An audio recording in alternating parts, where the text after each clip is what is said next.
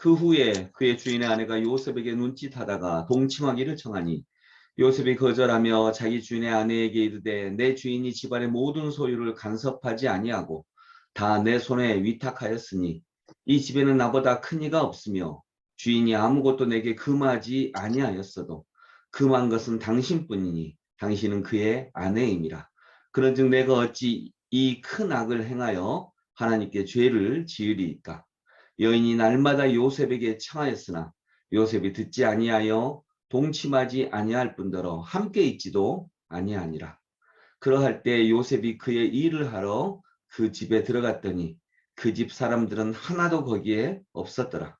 그 여인이 그의 옷을 잡고 이르되 나와 동침하자. 그러나 요셉이 자기의 옷을 그 여인의 손에 버려두고 밖으로 나가매 그 여인이 요셉이 그의 옷을 자기 손에 버려두고 도망하여 나감을 보고. 아멘. 여러분 옛날 중세에 수도원이 있었다고 합니다. 그 수도원의 수도원장은 전 국민들로부터 그 나라 백성으로부터 존경받는 사람이었는데 그 수도원장이 굉장히 좋아하는 제자 한 명이 있었습니다.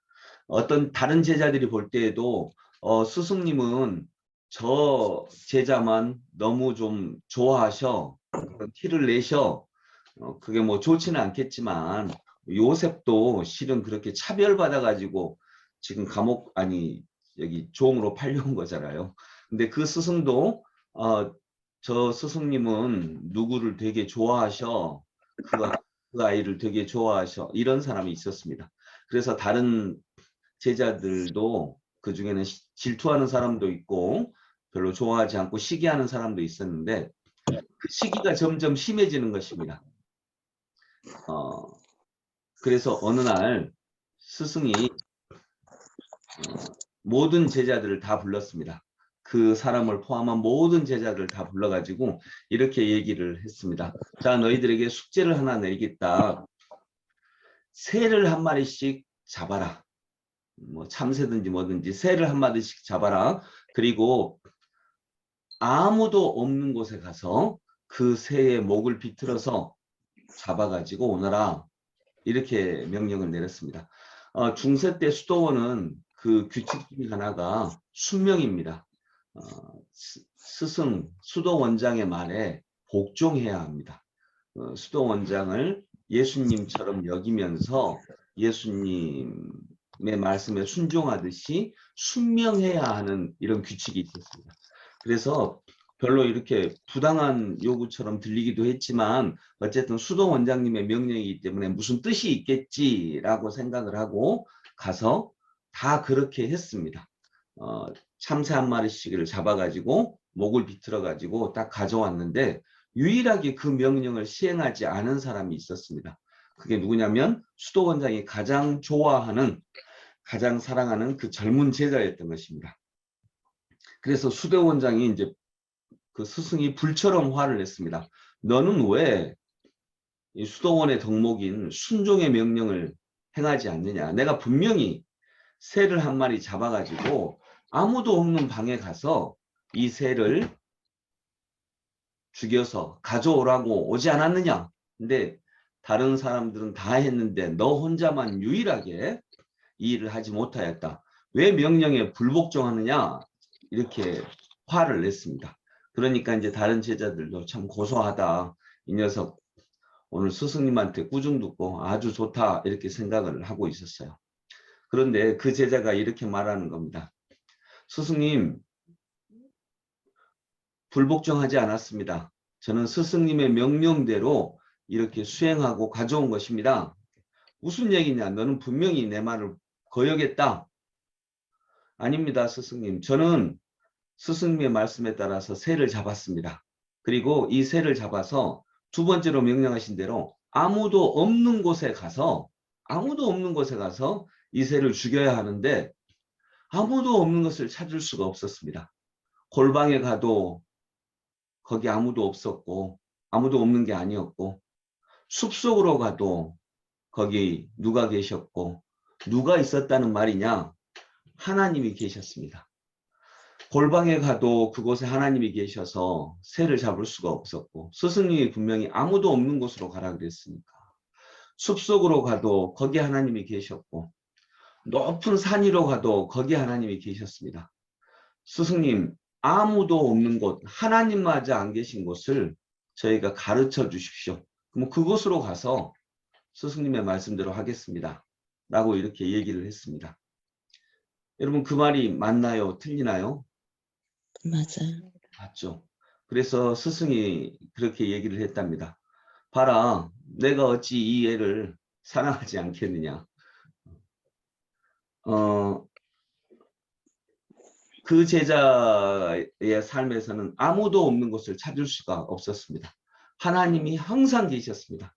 하나님과 떨어져 있어 본 적이 없었다라고 하는 것입니다. 오늘 본문에도 보면 이제 요셉이 그 노예로 팔리죠. 그리고 그 노예로 팔리는 삶 중에서도, 노예의 삶 중에서도 하나님과 형통하게 나아갑니다. 그런데 주인의 아내가 이제 요셉을 유혹을 합니다. 요셉은 그 주인의 아내의 요청을 들어줄 수가 없었습니다. 왜냐하면 주인이 내게 모든 걸 허락하셨는데 당신 하나는 금하셨습니다. 이건 말로 금한 게 아니라 상식이죠. 당연히 그건 주인이 너 안 돼. 내 아내 범하면 안 돼. 이렇게 말했겠습니까? 그건 상식이니까. 당연한 거니까. 그런데 이 여인이 자꾸 유혹을 합니다. 근데 여러분, 요셉이 이때 유혹에 넘어가면 오히려 그게 더 편합니다. 주인마님 유혹에 넘어가면 주인마님 얼마나 잘 살펴주겠어요. 더 편할 수도 있습니다.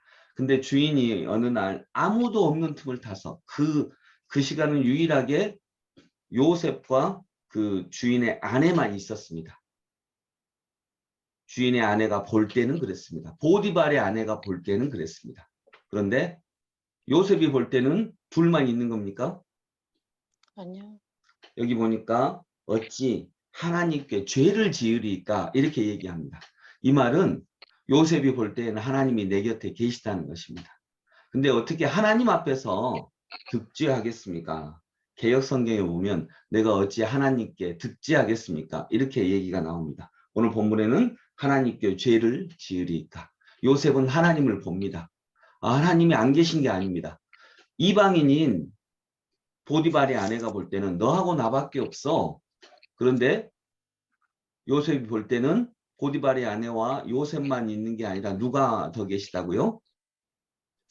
하나님이 계십니다. 그래서 하나님 앞에서 죄를 지을 수가 없다라고 얘기하면서 그것을 피합니다. 그리고 그것 때문에 복을 받습니까? 오히려 더 낭패를 당합니까? 저는 더 낭패를 당합니다. 지금은 낭패를.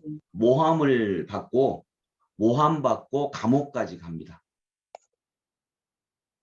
그러나 요셉은 결국 더 낭패를 당한 것처럼 현실적으로 보였지만 길게 보면 더 낭패를 당합니까? 아니면 하나님께서 감옥으로 인도하신 것입니까? 인도하시고 하나님께서 감옥으로 인도하셔서 결국 왕을 만나게까지 기회를 만들어 놓으신 것입니다.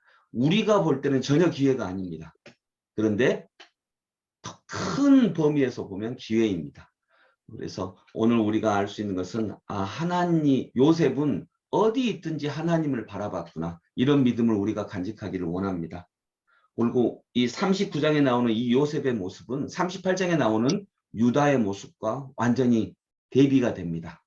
이래서 하나님께서 요셉을 인도하시는 거구나 라고 하는 것을 보게 되는 것입니다.